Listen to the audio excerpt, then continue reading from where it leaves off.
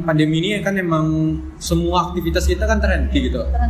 Yang dari sebelumnya normal jadi berubah drastis gitu.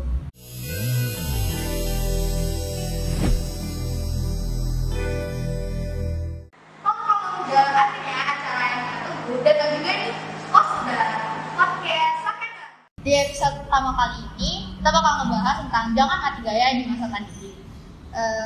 Jadi menurut Bang Wahyu sama Kak Tika nih, gimana sih cara biar kita nggak mati gaya gitu di masa pandemi sekarang ini?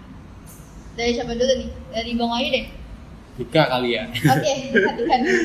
Ladies first gitu. Iya, ladies first aja. Cewek duluan mungkin ya. Oke. Kalau Kak sih, biar kita nggak mati gaya di masa pandemi itu ya mencari kegiatan produktif gitu. Jadi kita nggak buang-buang waktu. Anggap aja waktu sekarang nih ya, satu hari 24 jam kita gunain buat rebahan aja. Kita nggak ada dampak nanti buat masa depan kita gitu. Jadi kalau bisa kita buat schedule apa aja yang harus kita lakuin selain rebahan gitu. Benar-benar ya. Kalau ngomong-ngomong jangan mati gaya ya, kan pandemi ini kan emang semua aktivitas kita kan terhenti gitu. Yang dari sebelumnya normal jadi berubah drastis gitu. Yang biasanya saya dulu kalau keluar nggak pakai masker, langsung bawa motor langsung keluar gitu. Nah kalau sekarang tuh kalau nggak pakai masker keluar jadi beda gitu. Sampai-sampai lupa bawa helm pakai masker. Nah itu tuh jadi aneh juga bagi saya sekarang. Nah, jadi karena di pandemi ini juga terbatas ya, jadi kita pun aktivitasnya ya tetap seperti biasa, jangan sampai mati gaya gitu. Ya tetap melaksanakan aktivitas sehari-hari di rumah. Kegiatan kreatif, iya benar banget. Inovatif ya. Iya. Sampai ya sebagai mahasiswa tentunya ya belajar gitu. Belajar terus sebagai semester akhir sekarang, ini semester akhir ya. Oke, udah semester akhir ya. Udah semester 7 ya. Gak nyangka tiba-tiba udah di semester 7. Iya, dulu yang awal pandemi semester 5, sekarang udah 7 gitu. Udah semester 7. Ya, jadi kalau semester 7 sekarang ini saya kebetulan PLK, jadi ngajar siswa juga gitu. Jadi ya sebagai mahasiswa tentu jadi pelajar juga sebagai ngajar. Sama aktivitas sehari-hari di rumah gitu. Ya setidaknya olahraga ya dikit-dikit gitu, terus kegiatan lain gitu yang bisa menghasilkan karya atau nantinya duit gitu bagi saya sendiri gitu. Menghasilkan duit, oke. Iya. Menghasilkan duitnya dalam bentuk apa nih Bang? Kalau saya sih misal di bidang kreatif, berarti Abang kan di bidang kreatif nih. ya, freelance ya. Kebetulan kalau di pandemi ini kan kita di WFH ya banyak ya di rumah online gitu ya. Nah kebetulan ilmu atau karya penerapan yang bisa saya laksanakan itu contohnya desain gitu. Kayak misalnya ada bantuan desain logo atau desain apa ya diambil gitu. Nambah karya terus nambah pundi-pundi lah istilahnya gitu ya. Kalau Kak Tika gimana Kak? Ya sama sih gitu kan. Selain kewajiban sebagai mahasiswa ya karena ini ada PL juga gitu kan. Nah sampai itu kalau saya di PL tuh dari jam 7 sampai jam 4 gitu. Nah, istirahat bentar lalu nanti lanjutin aktivitas ya cari cuan lah gitu ibaratnya gitu kan. Nah, jadi nanti malam itu ya saya juga freelance gitu, juga ada ngajar juga ya les privat gitu. Nah, jadi sambil cari duit lah gitu. Ini kan canggih ya udah abad 21 gitu kan. Udah ada teknologi canggih gitu, udah ada kamera, udah ada. Ya udah kita bisa shoot kegiatan-kegiatan yang memerlukan syuting atau yang membutuhkan kamera lah gitu. Atau nanti yang freelance gitu. Misal banyak tuh saya kalau freelance ya, saya dapat website namanya project.co.id. Itu duitnya tuh bahkan udah kadang 500.000 sampai 1 juta. Bahkan ada tuh websitenya boleh tuh. Namanya projects.co.id namanya. Nah situ banyak ada desain, ada bagian tulis soal, ada bagian membuat animasi dan banyak gitu. Nah nanti ditransfer lewat rekening teman-teman gitu. Nah jadi cuan juga ya Bang. Iya. Jadi jangan berpikir mati gaya gitu kayak nggak tahu lagi mau ngapain apa nih gitu kan. Nih udah pelajar juga Kak. Kerja juga nih, kerja sampingan freelance gitu. Gimana sih cara manajemen waktunya gitu Bang sama Kakak? Yeah. Itu susah kan buat dua hal itu susah banget. Ya susah sih ya. Manajemen waktu tuh kalau dibilang ngomong-ngomong gitu, kalau diucap gitu mudah kayaknya. Tapi kalau udah dilaksanakan tuh kadang susah diterapin gitu. Ya kalau contoh jadi saya ya, tadi jadi mahasiswa dan sekarang juga ngajar di SMP gitu. Nah juga freelance gitu dan aktivitas juga sebagai seorang anak ya di rumah gitu. Nah jadi membaginya ya sebisa-bisanya gitu.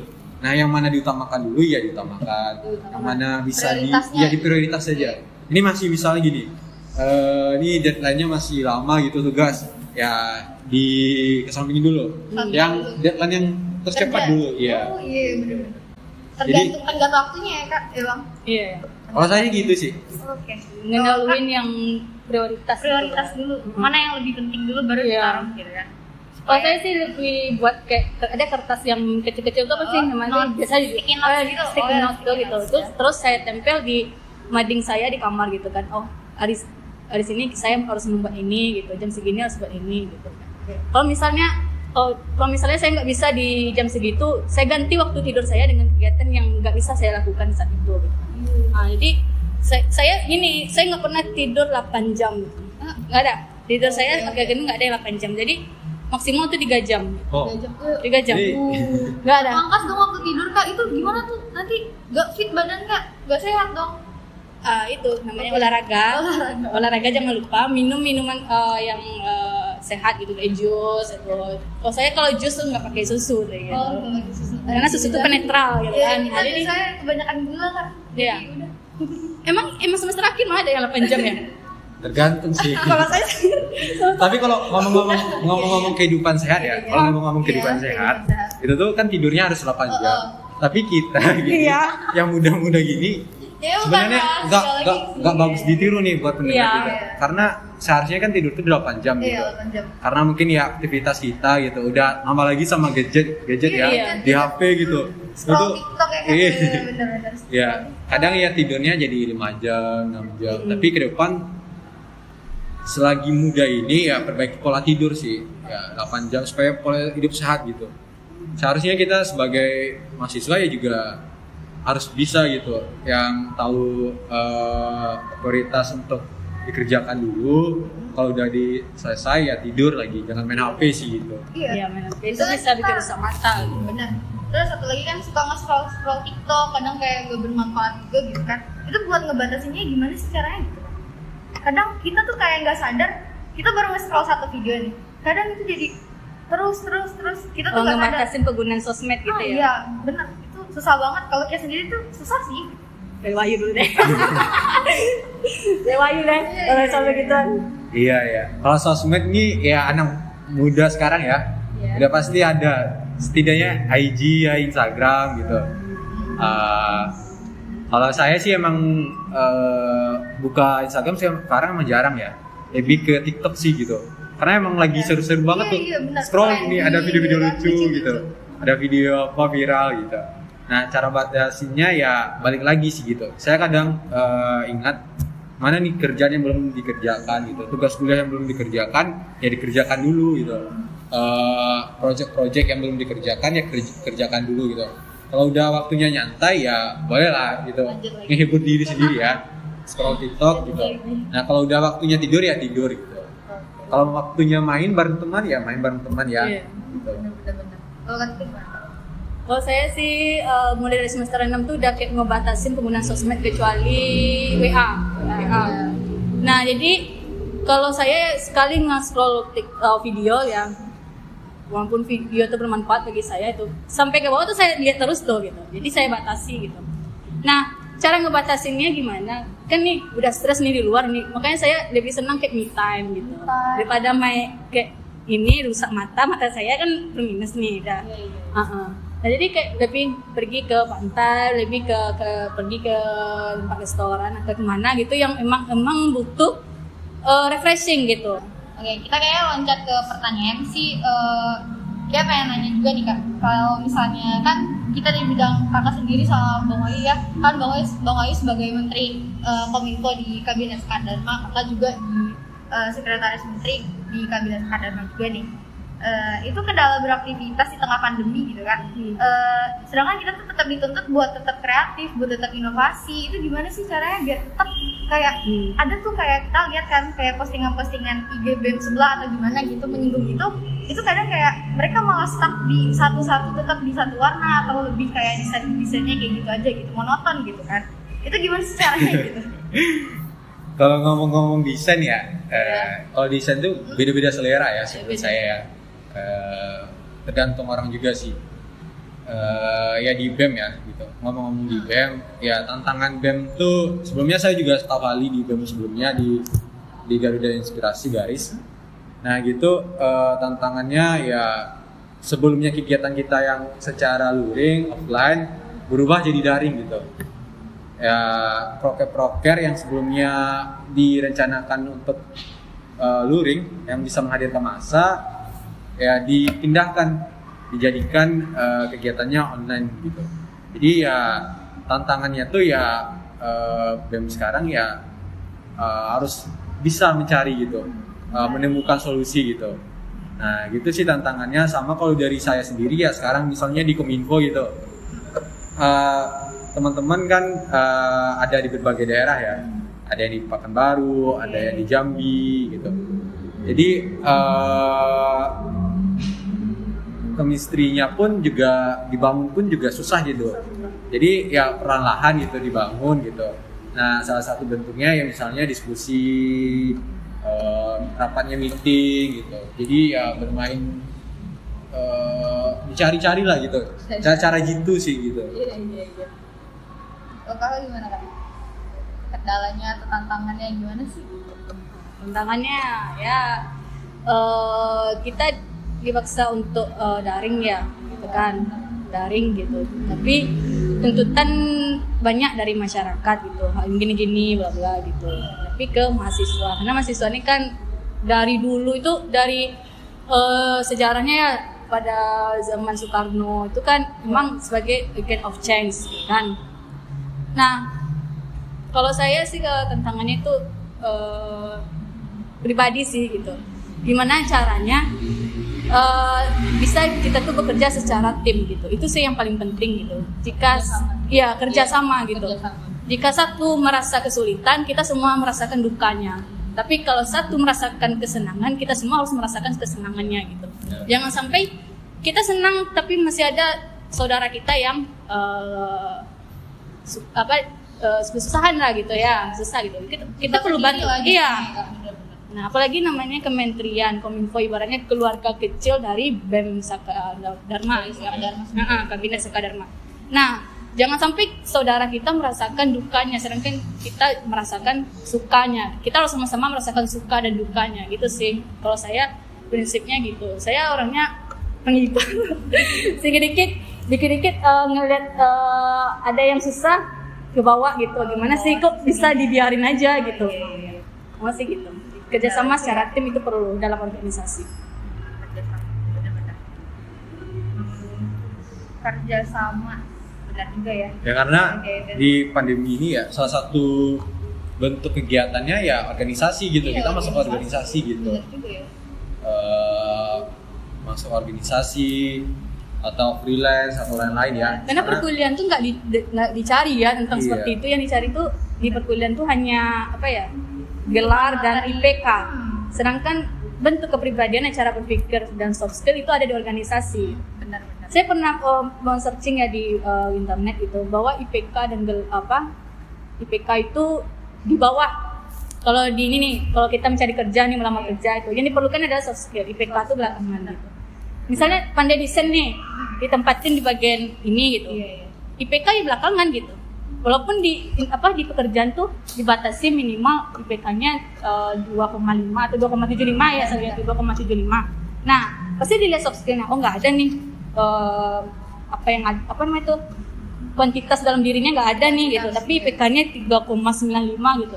Ya udahlah letakin bagian karyawan aja gitu. Nah, gitu. Karena soft skill perlu. Oh, bener sih. Lagi kalau misalnya kita pandemi di rumah aja kita nggak ngapa-ngapain, nggak ada itu ya. Kayak apa ya, kita kegiatan mana rebahan kayak gitu kan, orang mana tahu kita udah kerja keras freelance segala macam kalau kita nggak disantunin soal sertifikat, sertifikat kan itu perlu sih sebenarnya.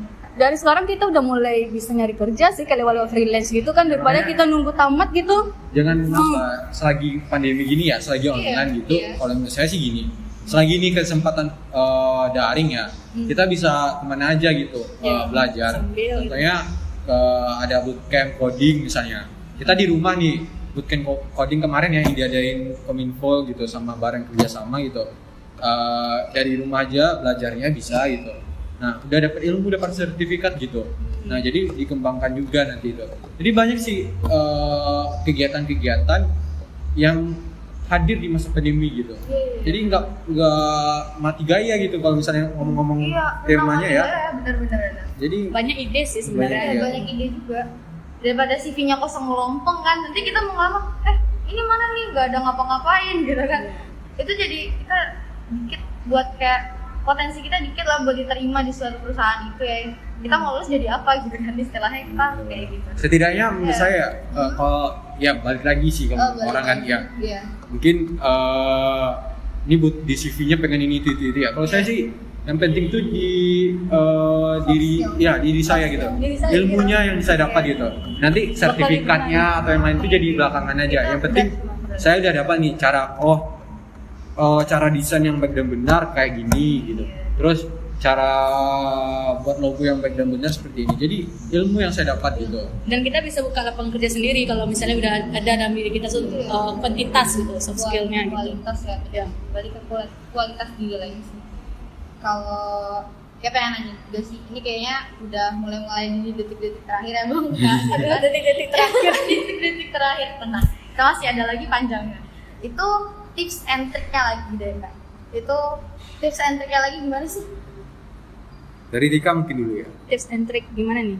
Tips and trick di masa pandemi ini gitu. Tips ya. Kegiatan apa? Iya, kegiatan. Kalau tadi kan kita udah bincang-bincang ya, dan dapat juga disimpulkan tips and trick kita biar nggak mati gaya di masa pandemi itu. Pertama, jangan tanamkan di otak kita tuh kata menyerah gitu. Karena otak ini kan tumpunya yang paling utama gitu. Kalau otak kita mengatakan menyerah, otomatis yang di bawah anggota tubuh kita tuh akan bilang menyerah. Tapi tanamkan segala sesuatu yang diberikan Tuhan kepada saya itu berarti saya kuat, saya mampu gitu. Nah, kalau otak kita berpikir seperti itu, otomatis kinetis kita, anggota tubuh kita tuh akan bergerak. Nah, jadi jangan pernah berpikir, pernah menyalahkan orang gitu. Nah, itu gunanya otak gitu kan, cara berpikir gitu.